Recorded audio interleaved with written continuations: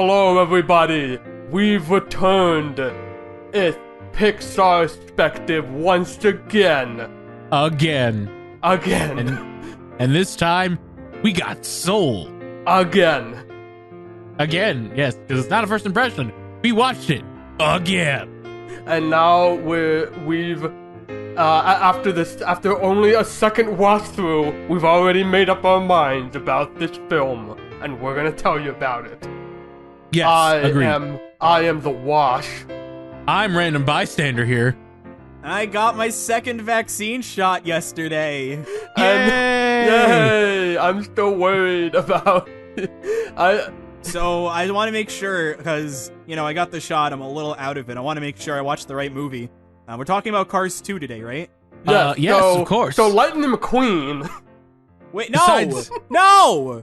No! This is Cars 2, you dingots! Yeah, you're right. It's Mater, not Lightning. Mater wants to become a piano player, but he dies, and then he has to go be a spy car in the afterlife. I was gonna say I want to see like a Cars version of a piano, but we already fucking saw that in Cars 3, so never mind. Oh, Lord. All right, for real, after Luca, we watched Pete Docter's final movie, Monsters, Inc. And what a gem it is. It's Soul. We watched Soul today. Yeah, we watched Soul. Well, Random watched it today. I watched Soul today. You guys watched it like 2 days ahead. Yes. I made sure I watched it before I got the shot. And now we're going to talk about it. So, yeah. So, as out of it as I am, I made it a point to re-listen to the original podcast, because when I finished it, I felt a little differently about some things. And I remember when we revisited Toy Story 4, we started with the ending because that was the biggest point of contention. And I'm pretty sure, because I was complaining about the ending a lot. So do we want to start there? I was complaining about Joe a lot. Do we want to start with him? Like, what do we want to do? I actually think because I probably should have re-listened to the Soul episode because I forgot a lot of my own points. I've forgotten my own points too. I only remember you two really liked it, and I had a lot of complaints, but I also really liked it. But there were just things that bothered me. I do remember. As I recall, I remember agreeing with some of your complaints, especially with 22. I think it was. Or Joe. Oh, Joe, yeah. But actually, that what you were saying earlier, like I think that's a good point to start is the ending. What do we think of it? Well, okay, where do we want to start? Do we want to start with where in the ending going to Earth, or do we want to start with Joe possibly dying on the piano? You know what? I watched that. I was really getting into it.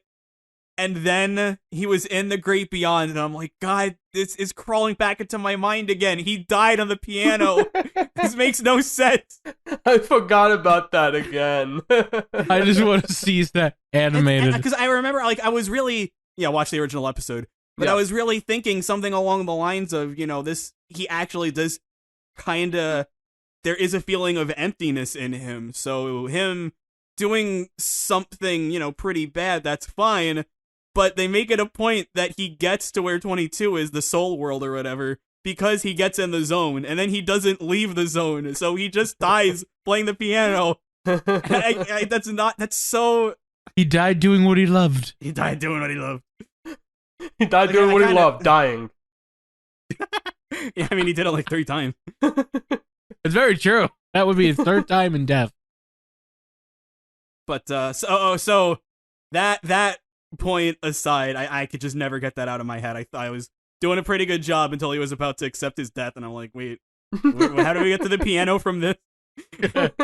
But what were your two's thoughts on the ending of Soul? Okay, let's start. I'll start with Random because I feel like they talked too much during Luca. I liked it.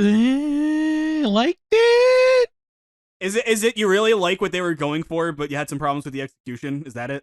Yeah, that seems about accurate. Okay, so what were your problems? Because my problems is that things don't line up 100% perfect.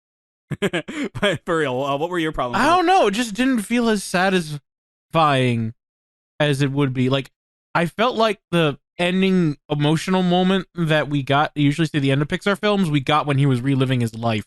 I agree. And then it's just like, oh wait, 22 is a thing.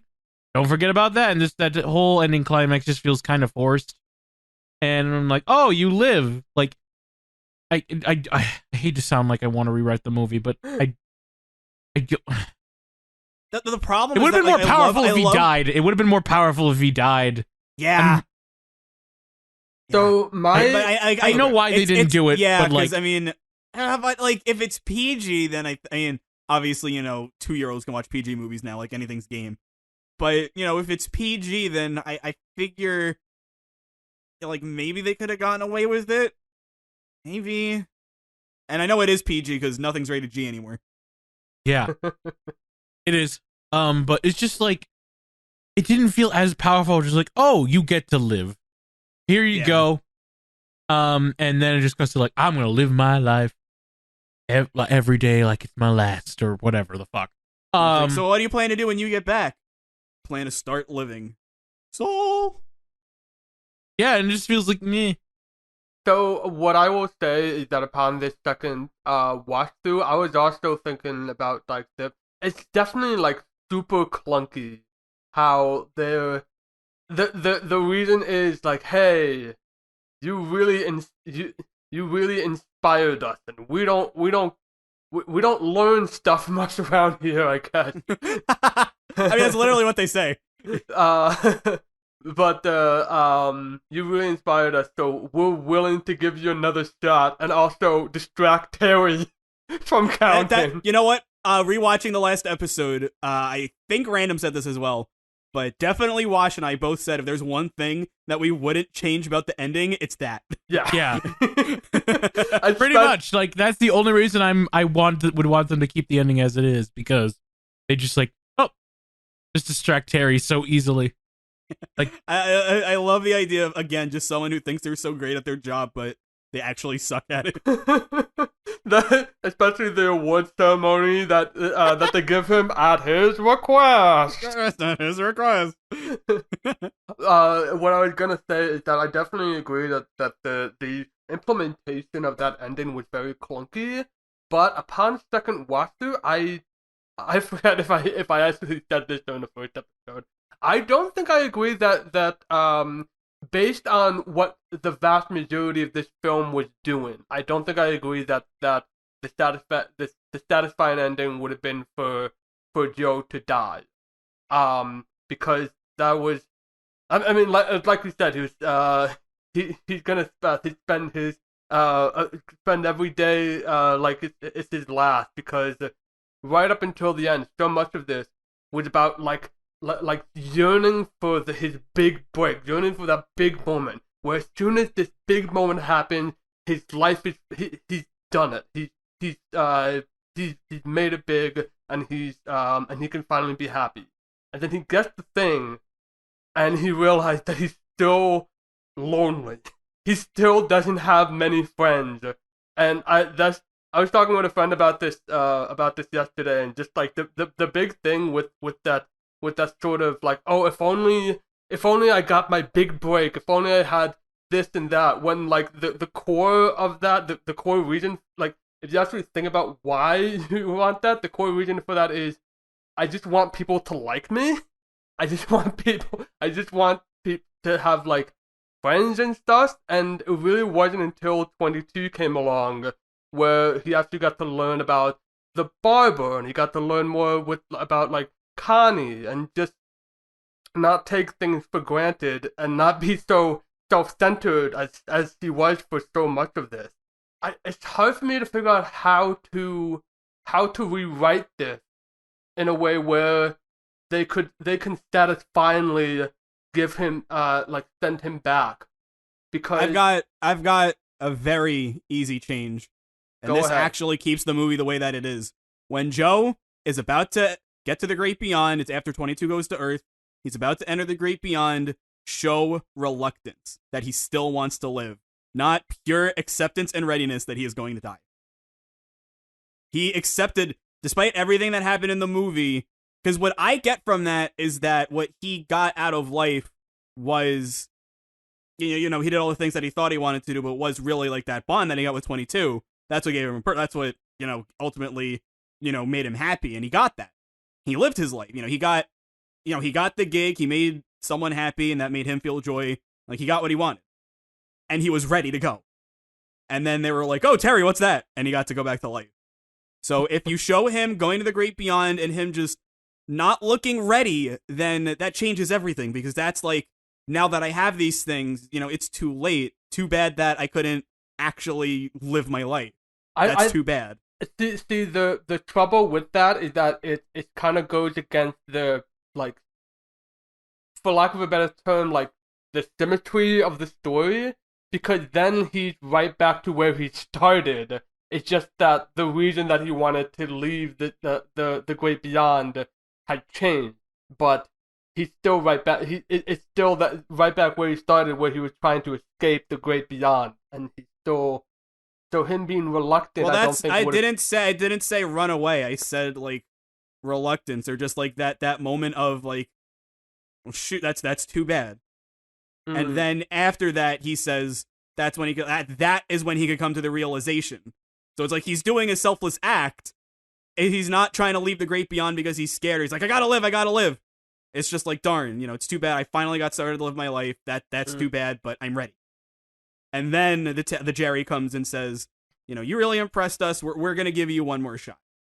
I feel like that would change, and you don't even have to add anything. You just kind of change the look on his face before he closes his eyes, like just like a look of, like, maybe like a look of panic, some deep breaths, and then he calms, closes his eyes, and then they prank Terry. That's just something. Doesn't have to exactly be that, but just something very simple. That's it. That's actually a good. That's not okay. I wasn't on board with you, but, like, when you're saying just like a pained response, a pained expression that goes into calm, I think that could have worked quite well. That sort of conflict about essentially his sacrifice, because he sacrificed himself for 22. So just having, like, a pained response, pained reaction. Wait, hold on. I just realized we basically just reinvented the Toy Story 3 ending.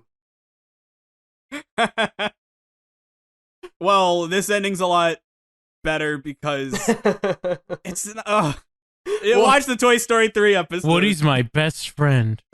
Take care of him for me. Joe Gardner is my best friend. Take care of him for me, great beyond.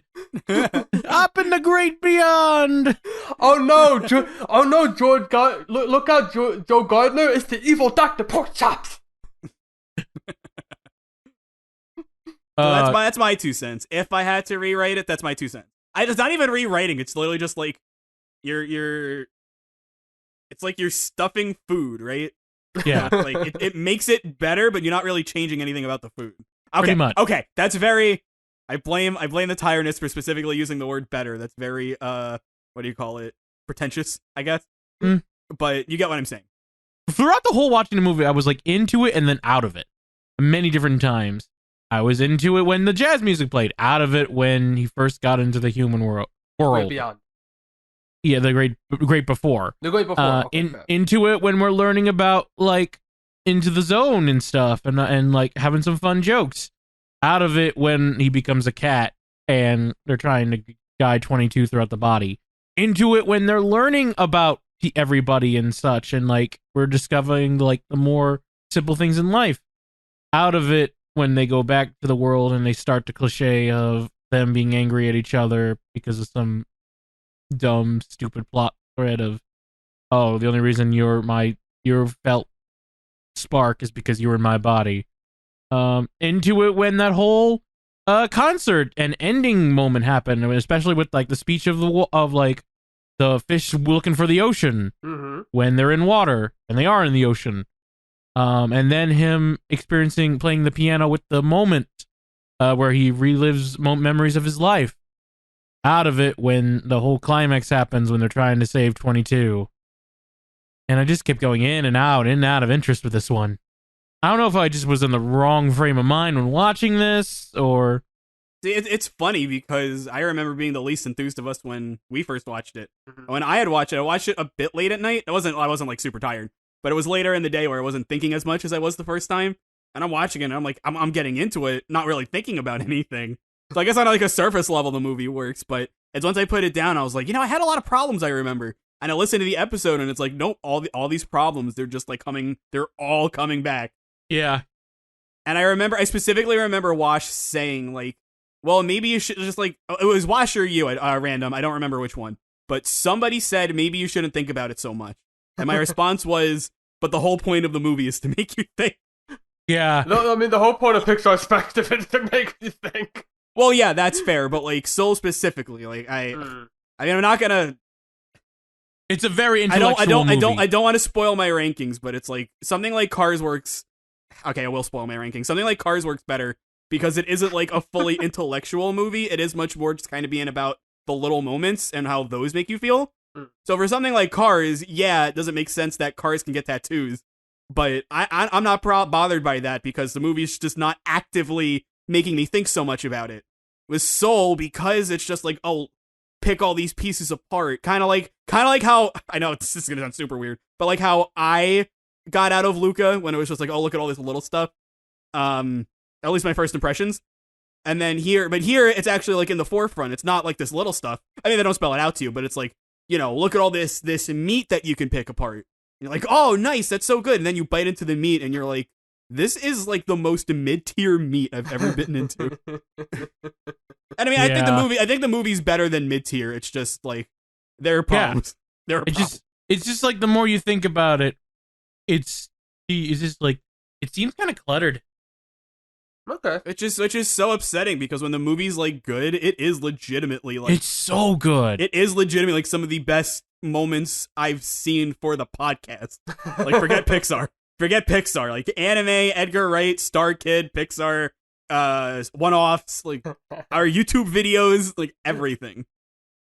But our YouTube videos, come on. Like I mean, I know that's a high bar. Nothing beats Amiibo Festival and Cursiometric system. Yeah. Anyway, yeah, so I guess this opened up the like more imperfections of the film for me the second time. Like I still think it's great, and when it shines. Like especially when with the music. Like my God, yes, I want this soundtrack. Oh God, yeah, I remember. Okay. If we did not get if we talked about the soundtrack last time, we didn't talk enough about the soundtrack. I do know that the Nine Inch Nails person was one of the composers. That's Trent Reznor, yes, and Atticus Ross, both of them from the Social Network, which also has a astounding soundtrack. I love both sides of the soundtrack here, but the Trent Reznor stuff, especially the theme for Terry. That it sounds like a ticking clock. That's so good. Yeah, I agree. Fantastic music. I think they're both Pete Docter films, so it's fine. But I'm pretty sure the consensus was either that. Oh, Coco, I guess. But ignoring the musical, the best soundtrack was either Up or Inside Out. I'm willing to say it's neither of those, and I'm willing to say that it's Soul now. I'm actually willing to say I'm willing to say like this far surpasses Inside Out for me. Like It is like it was Inside Out or Up, I remember, and like I said, they're all. I think it was Up for me. That like that one was just high tier music. But this one, yeah, good God, like Trent Reznor, it's so weird. His career is so weird. Like he's the Nine Inch Nails guy. He's the Old Town Road guy, and now he's the Soul guy. He's the Pixar. And I'll be honest. Like I know Random's gonna like come to my house and beat me up, but like I like the soundtrack more than Coco's. I'll say that. They're both different in different ways. As a piano guy, Coco's like song, like the core song is amazing. But when I think of the music, I think like, oh yeah, that's really good. Not like, especially what Wash was talking about with like Terry's theme and the jazz theme of New York City and just that like ambience feeling that you get, or when the opening title was playing, that like boop boop boop, like that kind. Yeah, of music that's playing. Like it starts like Portal 2. Yeah. I like the songs in Coco more, but I will admit the instrumental, especially the piano scenes for me. Like the whole, like whenever you hear like the jazzy piano, in like whether it be flashbacks from Joe or when Joe plays with the band. Mm-hmm. So good. Yeah. Both Trent Reznor and John Baptiste knocked it out of the park completely. Like, it's just such a good soundtrack. Yeah. So, what else? Other than the ending and the music. Kirby, what did you think of 22 this time? Not 22. That's so frustrating because when they're on Earth and she's there in Joe's body, like, I mean, my problem with the whole cat is Joe and Joe is 22 thing is Joe. But 22, it's like, it's fine. And they're getting to appreciate the world, and it's like this really great insight into the character and leads perfectly into their ultimate problems of having depression and stuff. But the character otherwise is very, like, the first part when they're in the soul world, like that 22, it was just kind of, I mean, I like the part where the Jerry was trying to get her, or whatever them. I gotta shut up. But that's not really Jerry? 22. That was just because I still like the Jerrys. I still like them a lot. But I don't know. Like 22, it was a lot like what Random felt about the whole movie. There are just times where it's like, I could really get into 22, but other times where it's just like, I'm out, and I am out. And same goes with Joe. Like, there were times where I got him and understood him, and then there were times where I'm like, Joe, man. Can I say something about Joe? You don't like him, do you? Well, can Ranted's gonna scream when he hears this, I'm sure. Joe really reminds me of Lightning McQueen in Cars 1. Ooh. It's a largely similar. Like, he's not as like blatantly mean as Lightning is. Like that, the oil scene, or I forget what the sponsorship. The Rusties. Yeah. There's some nothing Cars that fan bad. you are. Yeah, I know, right? I was like the first movie, I swear. I played the vaccine.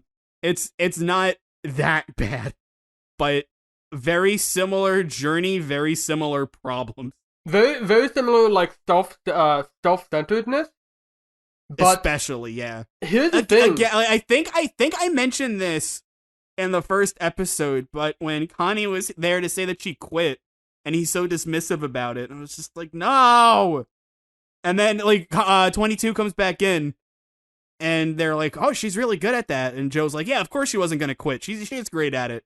Like, I guess it's kind of supposed to be played off like he was just confident that she wasn't gonna quit, and that's why he was dismissive of it. But it's like, no, that's not how this works. If somebody tells you that they're gonna quit, you don't just say, "Oh, you're not gonna quit. You'll be fine." Like, no. There's stuff like when he gets in the cat's body and he's just so mean towards 22. When 22 says, "I think I finally found my thing," he just gets so antagonistic. I just all regular living.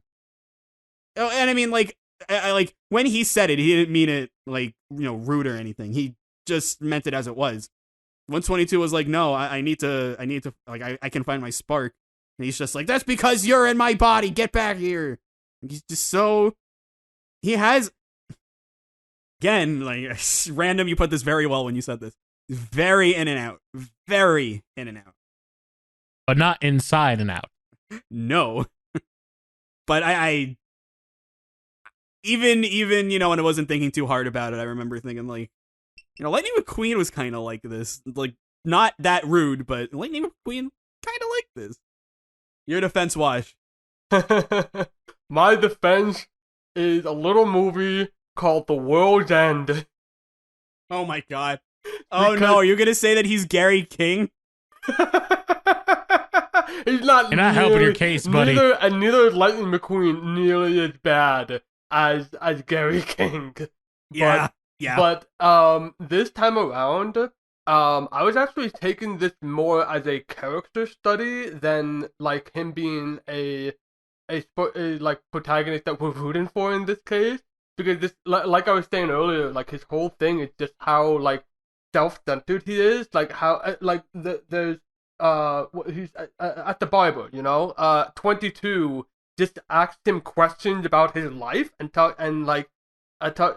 he just has this.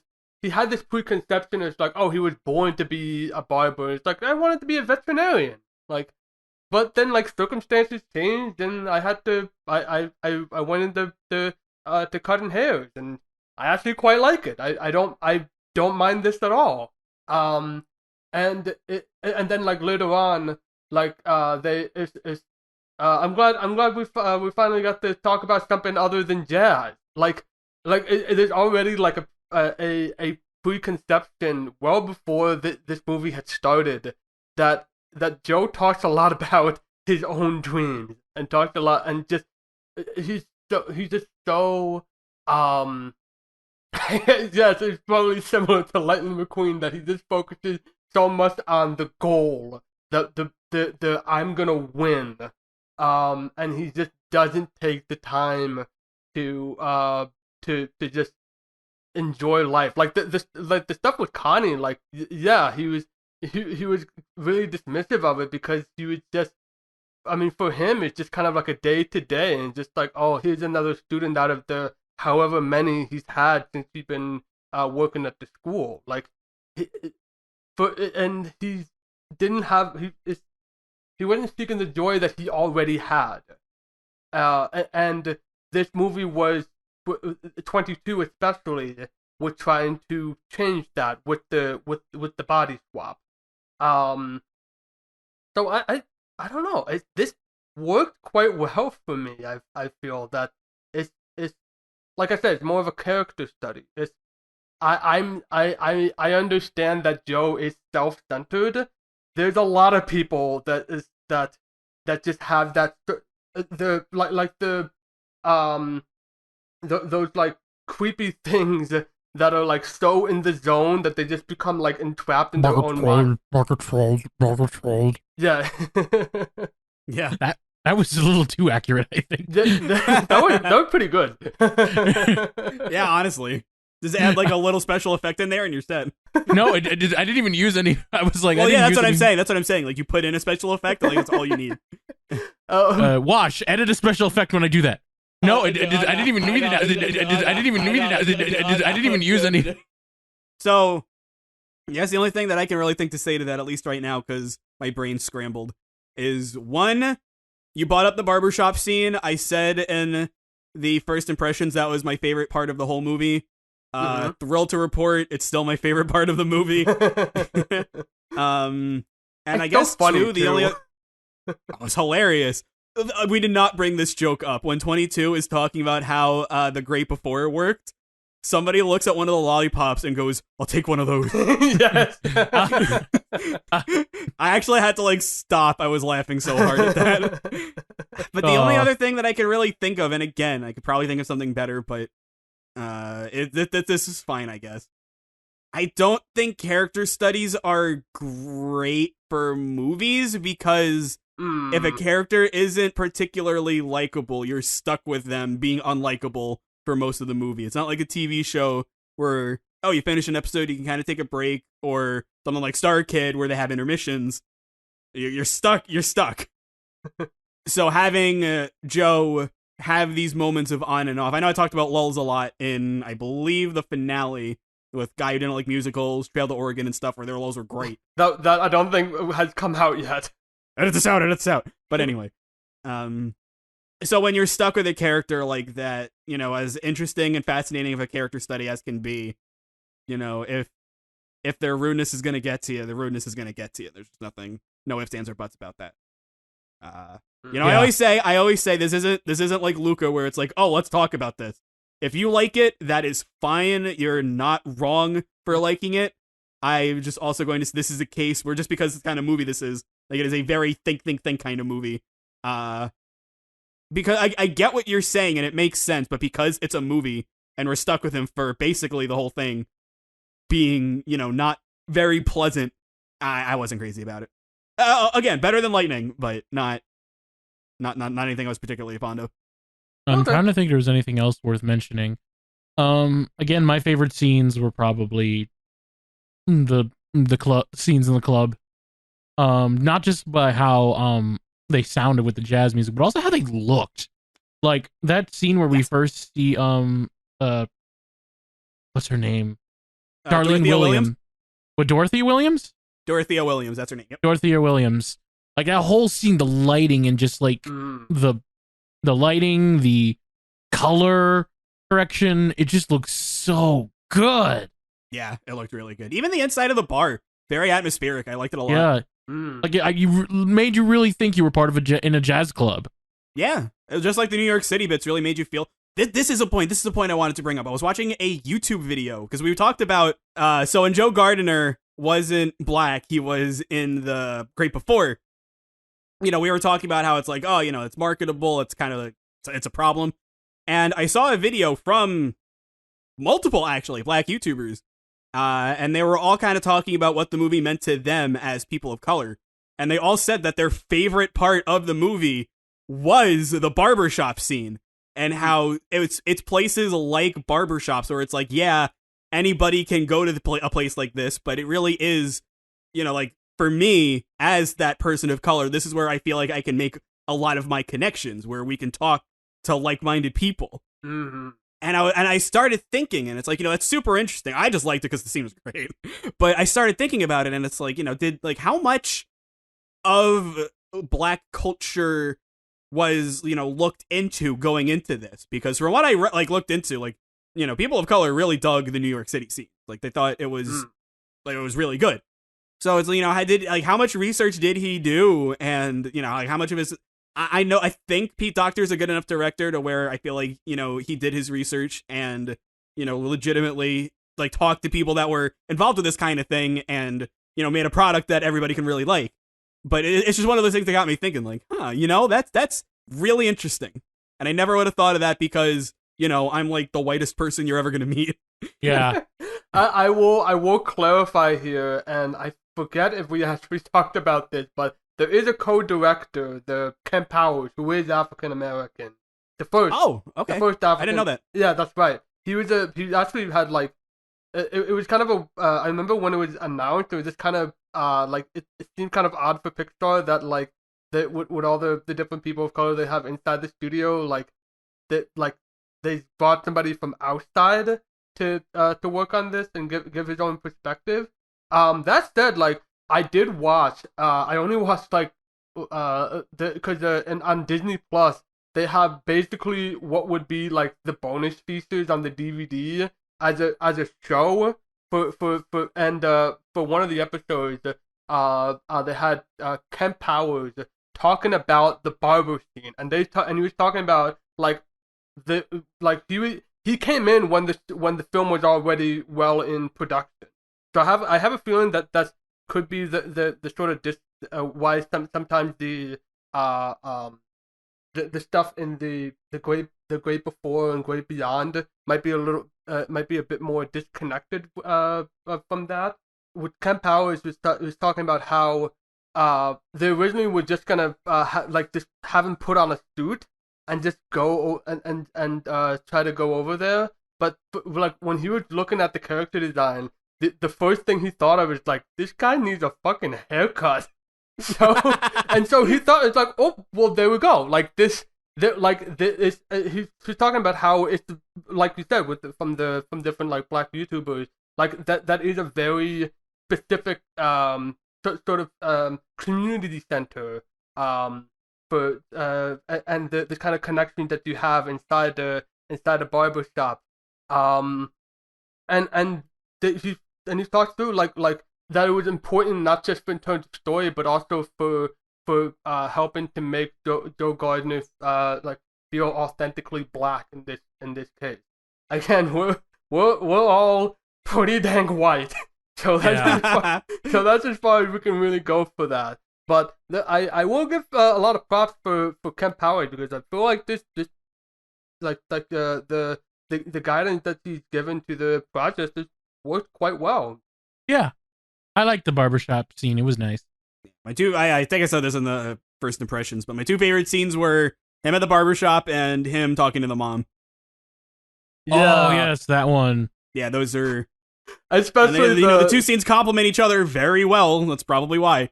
But those were, when he specifically says, "I'm just worried that if I were to die today, my life would amount to nothing." That's one of those, hitting close to home there, buddy. Yep. I agree. Joey, buddy, friend. That was part of why I feel that him actually dying at the end would have changed the growth that he had gone through. But yeah, I don't know. Maybe because like his realization and stuff at 22 happened after that. Maybe that's why I don't feel the same way. But again, this is another one of those things where it's like there's so many different ways to think about the movie that I don't think there's really a right or wrong answer. There could have been a less clunky answer than what the movie gave us, but I don't think there's like a specific right or wrong. Okay. I'm trying to think like what I could think of that I haven't discussed before. Like there's one great line that I like where 22 acting as Joe Gardner is talking to Connie, and they talk about like, as my mentor George Orwell said, state-sponsored education is like the rattling of a stick inside a swirl bucket. And the ruling class's core curriculum stifles dissent. It's the oldest trick in the book. And Connie's like, I've been saying that since the 3rd grade. As I kind of speaking of great one-liners, I know I said I still really love the Jerry's. Visuals aside, because obviously visually they're amazing. What did you two think of the Jerry's? And I guess Terry. If we are gonna talk visuals, like I'm so glad that I actually watched this on a 4K television this time. I feel like I feel like I absorbed myself into the movie far more than I did the first time around. And especially with just how this looks, and I don't feel like I got to just notice the details of the Jerry's. And especially the design of when their back is turned, they're still transparent through their own body. It's a 2-dimensional design that still works in 3 dimensions. It doesn't feel out of place. It's not Roger Rabbit. It actually feels like it exists within this space. It's just like the simplest form that it could make that we could possibly comprehend. Random, what about you? I don't know. They look cool. I mean, and they were funny. And they were just Jerry's. They were just Jerry. I don't really have much to say about them other than they looked cool, and I liked how they were 2D in the 3D animated world. Especially when Terry got into the real world, that was really cool. How she would like interact and hide among everything. That was really cool. Like when she's like in the heartbeat monitor, or like when she's in like or on street signs or in cracks in the sidewalk, or in really potato cool. chips. Potato chips. When Stay away from processed foods. He killed that guy by accident. So I really liked when Joe Gardner was saying, you know, I don't want to, you know, I'm not a mentor, you know, I'm not. This isn't my job. And the Jerry was like, oh, all right, well, you can die. It's all right. You could just go back to the great beyond. This is what I like about the Jerry's so much. It's super for a movie that again is like as intellectual quote unquote as this one. The Jerry's humor is just so simple. They're always so calm, but there's always like this mildly sassy tone to their voice when they speak. Oh yes, that's what I like about the Jerry's. They're all acted great, very calm, very peaceful, collected. But, you know, they literally just told Joe Gardner, you know, if you're not going to work, die. Especially with Terry. They're, like, so passive-aggressive. That's Terry, yes. Oh, my God. The count is off. Oh, okay. That's weird. That's weird. Oh, Terry, if you think the count's off, why don't you go fix it? And they're saying it like so. All right, I found out who the missing soul is. Congratulations. Good for you. We're so proud of you. We're gonna give. Here's a reward for Terry, as you requested. I'll be taking that. Thank you. when Joe. Yeah, he takes the trophy back. When Joe Gardner comes, it's so funny. You were saying, Wash? I mean, I was saying, like, especially, we mentioned him before, but especially Richard Ayoade, I believe that's how you pronounce it. Like, he was my favorite of the bunch, with just how, like you said, there's that layer of sarcasm that's buried in 30 layers of sincerity. He sounds like he sounds like he's voicing like an educational film. He's just so sincere. Do you want to know what else is buried beneath 30 layers of sincerity? With some sarcasm? The timer. Oh, right. Wow.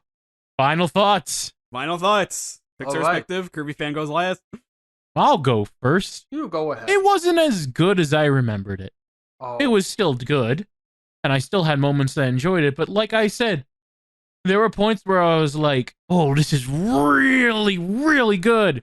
And there are points where I'm just like, all right, where's the fast forward button? And I'm just like, why? Can we skip this scene? Can we get to the barbershop? Can we get to the emotional moments? It's not a bad movie. Far from it. Not even in the slightest. I just think it's a little disorganized and all over the place when it comes to that. Not like Good Dinosaur all over the place where it's frustrating, but it's just where I'm just like, it's okay.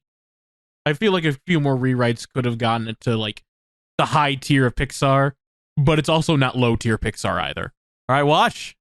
Yes, so I'll say I enjoyed this more than I did the first time. Definitely helped that I watched this on a larger monitor and I could just kind of just get more immersed in this and just like how gorgeous it looks and how gorgeous it sounds. It sounds so wonderful.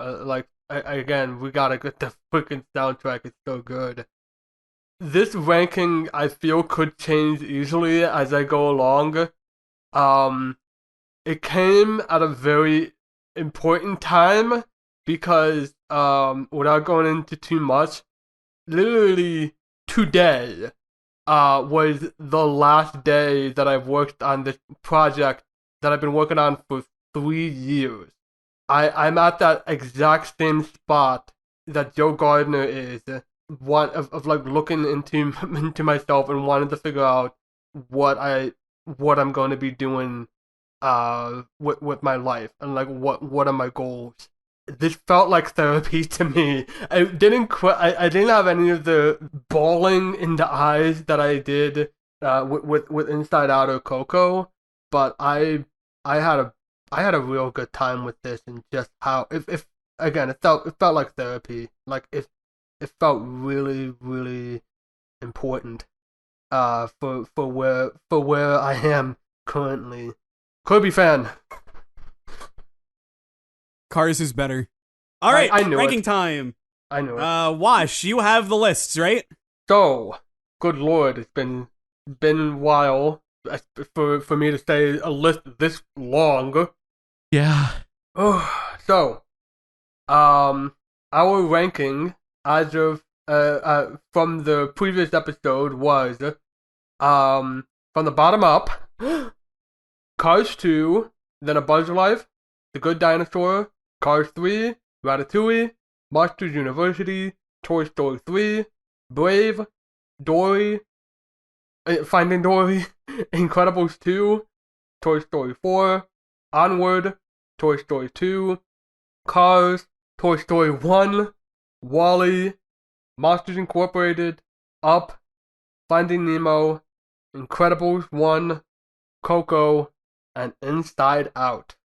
And I should mention that, where is it? We have a tie between Ratatouille, Monsters University, and Toy Story 2 and Cars. Is that it? I thought there was a third. Oh, and Toy Story 3 and Brave. That's right. We had back-to-back ties. That's how I missed it. So, I have Cars 2. Kirby has A Bug's Life. Random has The Good Dinosaur. I definitely think this is better than Cars 2. Kirby, is this better than A Bug's Life? Yes. Random, is this better than The Good Dinosaur? Yes. Okay. Moving on up. You and Kirby and Random both have Cars 2, and I have Cars 3. Kirby, is this better than Cars 2? Yes. Random, is this better than Cars 2? Of course. And I think it's better than Cars 3. Moving up. So, Random and I both have A Bug's Life, and Kirbyfan has Monsters University. I think it's better than A Bug's Life. Random, do you think it's better than A Bug's Life? Yes. Kirby, do you think this is better than Monsters University? Yes. Moving up. I have Brave. Kirbyfan has The Good Dinosaur, and Random has Cars 3. Random, is this better than Cars 3? Yes. Whoa. Kirbyfan, is this better than The Good Dinosaur? Yes. And I think it's better than Brave. Moving up. I have A Good Dinosaur. Kirbyfan has Cars 3, and Random has Toy Story 3. Kirbyfan, is this better than Toy Story than Cars 3? Toys? Yes. I think it's better than The Good Dinosaur. Random, is it better than Toy Story 3? Yes. Okay. We're gonna get there, folks. We are. Remember with Coco when we were just, when you watch, actually, we're just like, can we go ahead? Can we skip some? Well, that's the thing, is that based on your response, I don't know how far ahead to skip.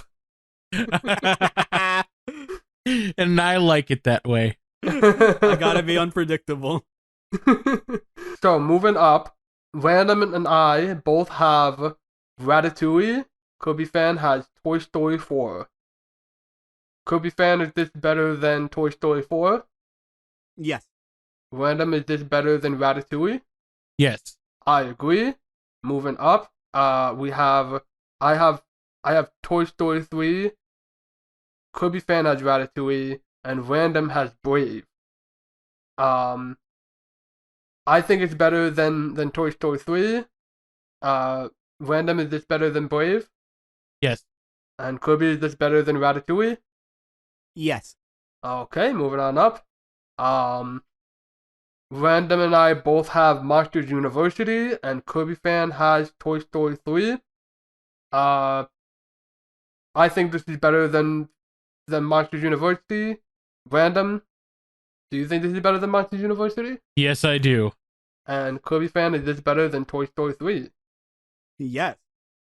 Moving on up. Random and I both have... There's been a lot of Random and I. Random and I both have Finding Dory, and Kirby has Brave. Random, is this better than Finding Dory? Yes. Yes. Kirbyfan, is this better than Brave? Yes. And I agree with Random Bystander here. What?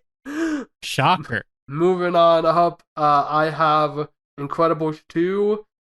Random has Cars, and Kirby has Finding Dory. I think this is better than Incredibles 2. Random, is this better than Cars? I want to say I'm hesitating a bit, but I'm sorry, Kirby. It's better than Cars. Is this a point in the list where you do start hesitating? Technically, but also not really. Okay. Do you want to elaborate, since it's kind of, or? Like, Cars is a good movie. Like, this is the point where I'm like, it went from movies I don't really care about and I can live without, and then now Cars is like, I like it, even though it's not the best. But, so this is the tier I think I'm entering, where it's like, I start to actually have to, like, really think about where it is. Okay. I forgot if I asked Kirbyfan, is this better than Finding Dory? Yes. Okay, and I think it's better than Incredibles 2. Moving up, I have Cars, which I don't remember ranking higher than Random, but there we go. Random has Onward, and Kirbyfan has Incredibles 2. I think this is better than Cars. Random, is it better than Onward? Yes. And Kirby... Ooh. Oh, was that also a hesitation? It was getting there. Okay. Like, Cars was like 10%. Onward was like 25. No, it was 20%. Okay. I guess we'll elaborate more on that as we climb a bit higher. Kirbyfan, is this better than Incredibles 2? Yes. And I think this is better than Cars. Moving up, Kirbyfan and I both have Onward, and Random has Incredibles 2. Kirbyfan, is this better than Onward? This is where it got hard. Okay. That being said, if only because they were both really inconsistent. They both had a lot of stuff I really liked and stuff that I really didn't like. But at least Soul, really made me think. Onward, as much as I liked certain stuff about it, I put the movie down and I was like, I enjoyed this.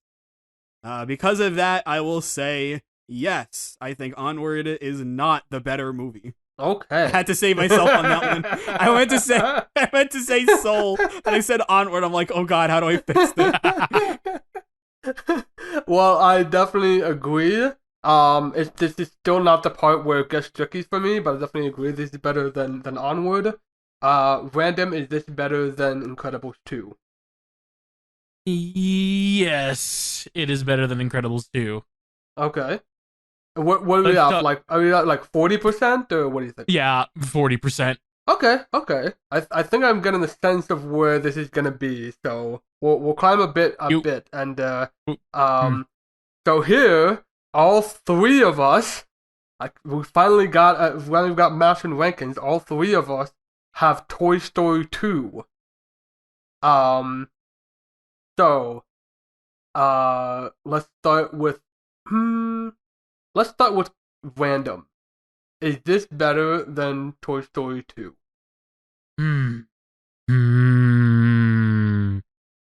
It jumped all the way to 80 or 90 at this point. Fuck.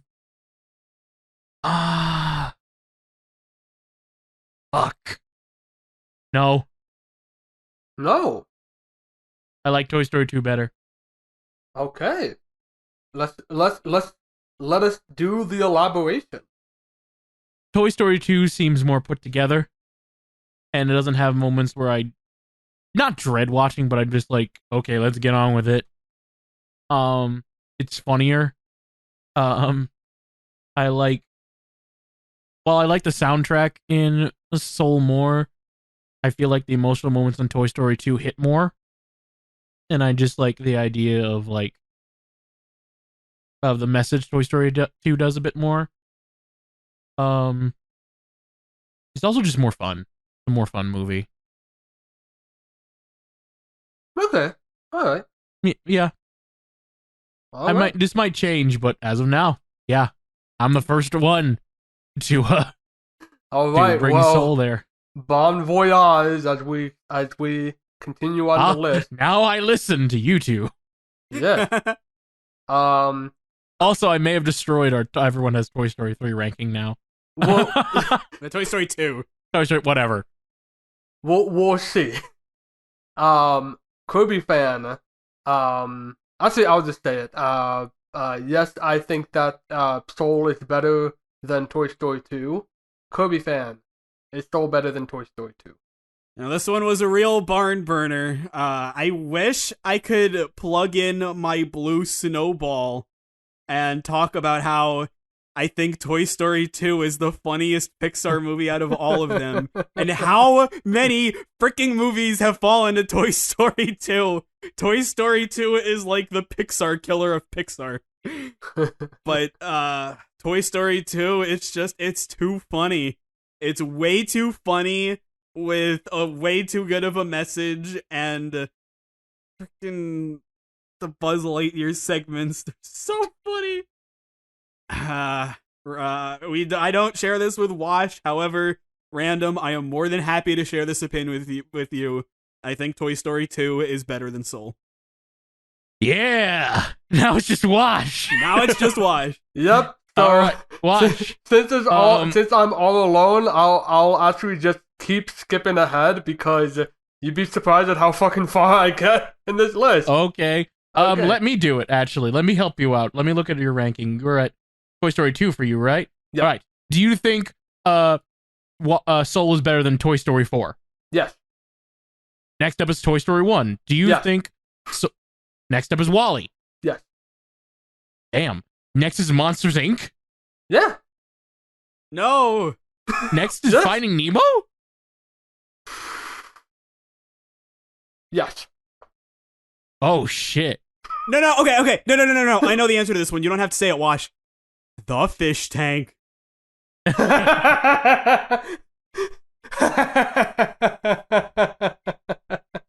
Is it okay? Let me actually say this now because we're getting to the top 5 at this point. Yeah, we are getting into, aren't we? Wash. Yeah. Next up is Up. And is Soul better than Up? This was the hard part. It was not Monsters Inc. Where's the Wash I know? Dude, you guys, like, I've been keeping a bit quiet on this, like, with this episode. I love Soul. Like, I dug Soul so hard. I wasn't in, like, the balls and tearing, but, like, it spoke to me so much, and again, like, I really, really enjoyed, like, the character study of it. I thought it was phenomenal. And we're at a pretty similar point with Up because it's a similar sort of thing with Carl Fredricksen, that we kind of understand where he went through, what he went through, and what he has to do to get at this point. And he's just kind of realizing that he has to let go, and that's beautiful. And Soul is Joe Gardner being like self-centered and just like a single track. Like I gotta get the performance. It just kind of teaches him to just slow the fuck down, which I enjoy, and I enjoyed that approach a lot more over Cars, weirdly. And it's a toss-up, and this is what I'm saying, is that this could easily change later on, because like I was saying earlier, this movie hits me at a very personal point. I had it set up too, and then I was switching it back, and now I gotta look at this again and try to justify this as best as I can.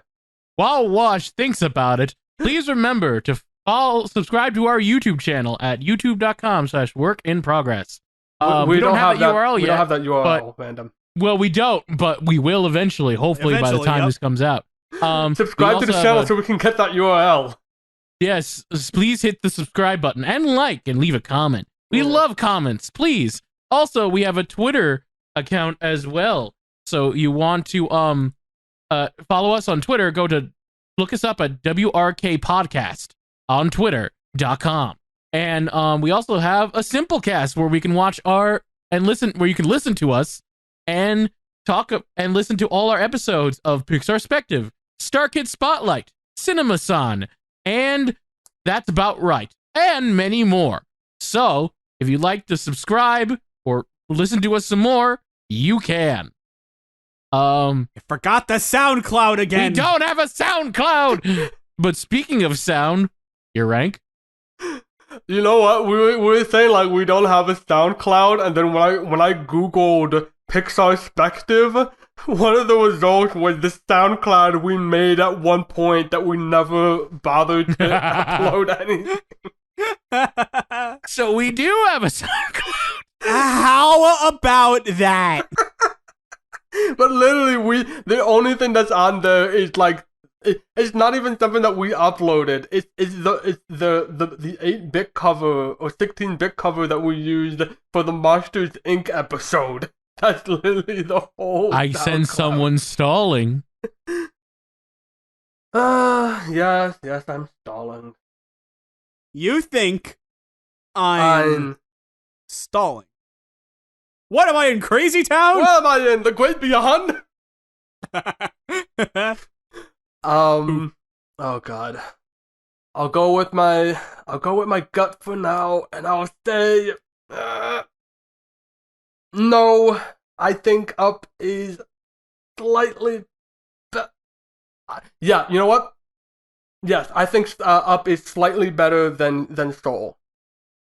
I think what did it for me might be, and this is probably something that like when I rewatch, I'll have to, I might have to pay more attention to, but I suddenly was reminded of Russell, and the comparison of 22 and Russell is very apt.